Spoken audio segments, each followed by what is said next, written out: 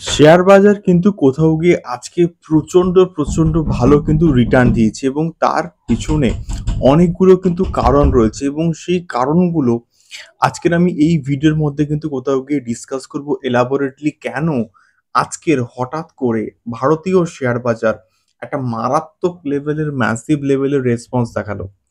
Hello guys, আমি Dipen, welcome back to my channel. So এখন আমি এই ভিডিওর মধ্যে কথা বলবো অবশ্যই আজকের মার্কেটটা যে এরকম আচমকা ঠিক দুপুর 12:30 থেকে 1টার পরে যেভাবে র্যালি দেওয়াটা শুরু করলো সেটা জাস্ট অবিশ্বাস্য। প্রথম কথা বলি, সমস্ত ডেটা কিন্তু মোটামুটি পাবলিকালি কিন্তু কোথাও গিয়ে অ্যাভেলেবল আছে। আপনারা কিন্তু অবশ্যই সেই ডেটাগুলোকে অবশ্যই চেক আউট কিন্তু করতে পারেন। সেনসেক্স আজকের কিন্তু কোথাও গিয়ে 1000 পয়েন্টেরও কিন্তু বেশি রকমে কিন্তু বেড়েছে। 1000 পয়েন্টের বেশি কিন্তু কোথাও গিয়ে বেড়েছে। এবং নিফটি ফিফটিও কিন্তু কাইন্ড অফ সেম কিন্তু বেড়েছে, প্রায় 1.21% কিন্তু কোথাও গিয়ে বেড়েছে নিফটি ফিফটি। এবং তার সঙ্গে ব্যাংক নিফটিও কিন্তু প্রায় 1% এর উপরে কিন্তু কোথাও গিয়ে বেড়েছে।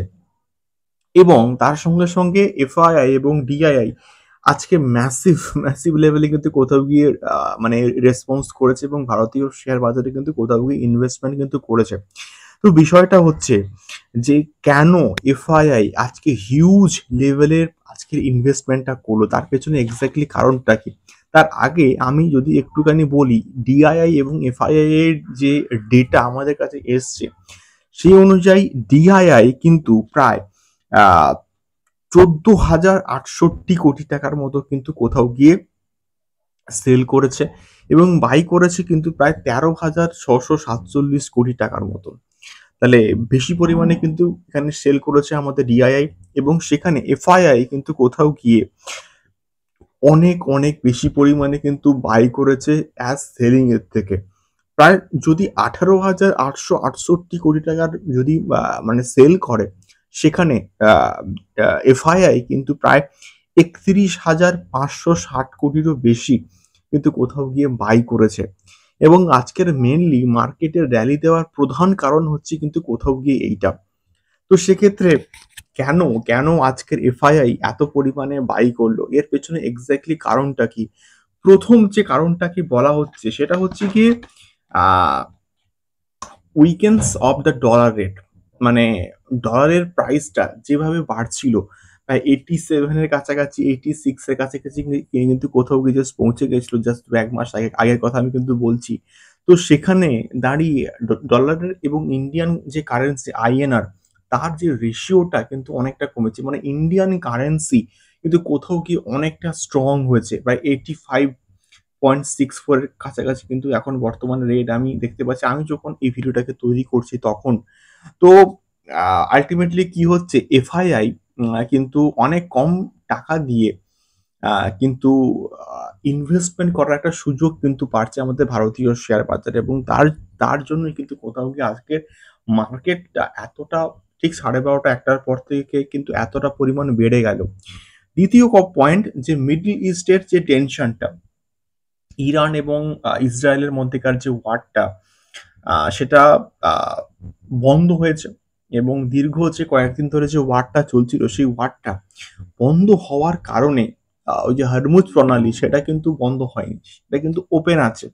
এবং এই যে মিডল ইস্টের মধ্যেকার যে টেনশনটা যে বন্ধ হলো, ওই যে যুদ্ধ যে বিরতিটা হলো, এর ফলে তার ডিরেক্ট প্রভাব কিন্তু কোথাও গিয়ে পড়েছে আমাদের ভারতীয় শেয়ার বাজারে। ইভেন অন্যান্য যে শেয়ার মার্কেট গুলো আছে প্রত্যেকটা শেয়ার মার্কেটে কিন্তু এটার ডিরেক্ট ইমপ্যাক্ট কিন্তু কোথাও গিয়ে পড়েছে এবং যার প্রভাবে যে ক্রুড অয়েলের যে প্রাইসটা বলা হচ্ছে যে প্রায় 6% মতো কিন্তু কমেছে। 6% মতো ক্রুড অয়েলের প্রাইসটা কিন্তু কমেছে এবং এটা তোমরা মানে সার্চ করলে কিন্তু আল্টিমেটলি পেয়েই যাবে যে 6% এর যে কমে গেল, তার ফলে আল্টিমেটলি কিন্তু এটার প্রভাব আমাদের ভারতীয় শেয়ার বাজারে কিন্তু কোথাও গিয়ে পড়েছে এবং ভারতীয় শেয়ার বাজার এই জন্যই কিন্তু আজকের এতটা পরিমাণ র‍্যালি হঠাৎ করে কিন্তু দেখিয়ে দিয়েছে। মানে টাটা স্টিল বলি, টাটা স্টিল প্রায় 3% এরও কিন্তু বেশি আজকে রিটার্ন দিয়েছে। আবার আদানি পোর্টস 2% এর বেশি কিন্তু প্লাস কোথাও গিয়ে কিন্তু রিটার্ন দিয়েছে এবং বিশেষ করে ব্যাংক নিফটি, এইচডিএফসি ব্যাংক বলি বা এসবিআই বলি, এই প্রত্যেকটা ব্যাংক মানে আমি বলবো যে ফাইন্যান্সিয়াল সেক্টর ব্যাপক কিন্তু কোথাও গিয়ে রিটার্ন দিয়েছে, এবং তার সঙ্গে সঙ্গে যে মিড ক্যাপ কোম্পানিজগুলো আছে সেগুলোর রেসপন্স প্রচণ্ড কিন্তু ভালো, এবং অয়েল অ্যান্ড গ্যাস ইন্ডেক্সটা প্রচণ্ড আজকে ভালো কিন্তু কাজ করেছে। এবং সেই জন্যই কিন্তু কোথাও গিয়ে এই যে অয়েলের যে প্রাইসটা যে ড্রপ করলো, এবং বর্তমানে মার্কিন একটা সংস্থা মর্গান স্ট্যানলি অথবা কেউ একজন একটা বড় মানে সংস্থা, তারা নাকি বলছিল যে মার্কেটে অয়েল মানে ক্রুড অয়েলের প্রাইস $100 নাকি ক্রস করে যাবে। তো সেটা যদি হয় তাহলে অবভিয়াসলি একটা মার্কেট ক্র্যাশ কিন্তু একটা আশঙ্কা তৈরি হচ্ছিল, বাট স্টিল আমি বলবো যে ক্রুড অয়েলের বর্তমান প্রাইস প্রায় 63.56 ইউএসডি কিন্তু কোথাও গিয়ে দেখাচ্ছে। আমি জাস্ট র্যান্ডামলি জাস্ট সার্চ করে দেখলাম এবং সেখানে কিন্তু এটা দেখাচ্ছে। তো এই যে অয়েলের যে প্রাইসটা বলা হচ্ছে যে 6% মতো কমেছে, এই যে মিডল ইস্টের মধ্যেকার যে এই যে একটা ওয়ার বা টেনশন, সেটা দূর হওয়ার কারণে কিন্তু অয়েল প্রাইসটা কিন্তু অনেকটা কমেছে, এবং যার ফলেই বেসিক্যালি কিন্তু বিষয়টা হচ্ছে গিয়ে মার্কেটে একটা তার পজিটিভ ইফেক্ট, পজিটিভ ইম্প্যাক্ট কিন্তু কোথাও গিয়ে আমরা দেখতে পাচ্ছি, এবং যার ফলে কিন্তু মার্কেট কোথাও গিয়ে আজকে একটা ভালো রকমের কিন্তু রিটার্ন দিয়েছে। এবং শুধুমাত্র যে এফআইআই, অবভিয়াসলি ডিআইআই আজকে একটুখানি বেশি পরিমাণে সেল করেছে, বাট তাকে ভরপাই কিন্তু করে দিয়েছে আমাদের এফআইআই।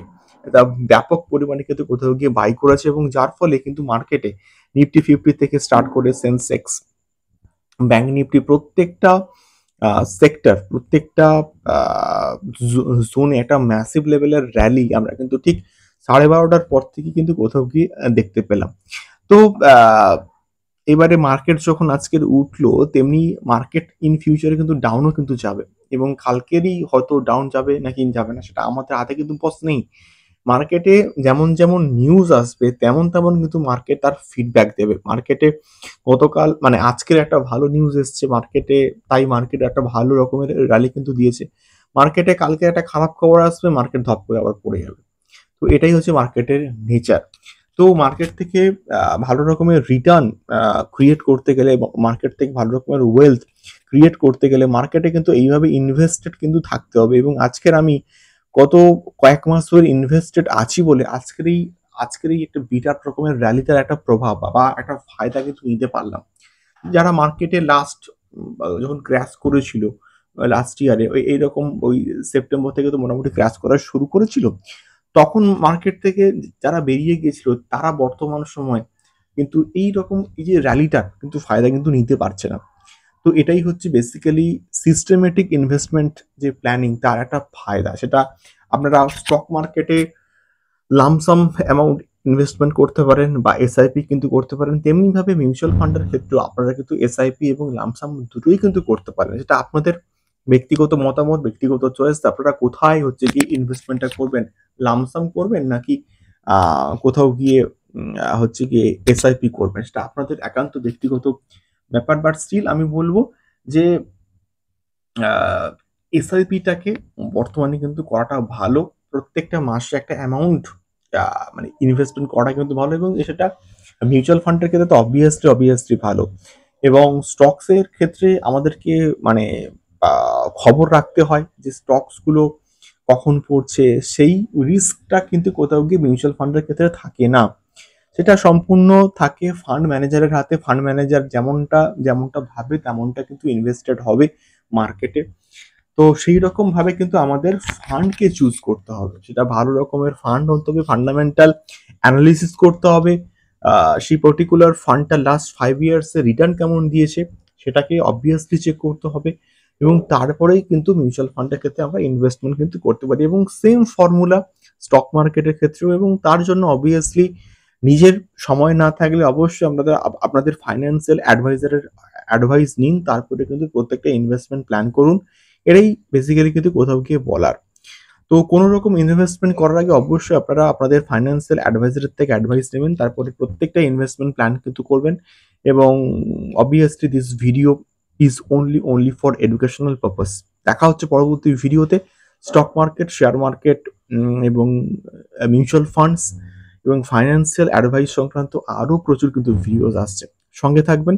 দেখা হচ্ছে পরবর্তী ভিডিওতে। অনেক অনেক ধন্যবাদ ভিডিওটি সম্পূর্ণ দেখার জন্য। টাটা।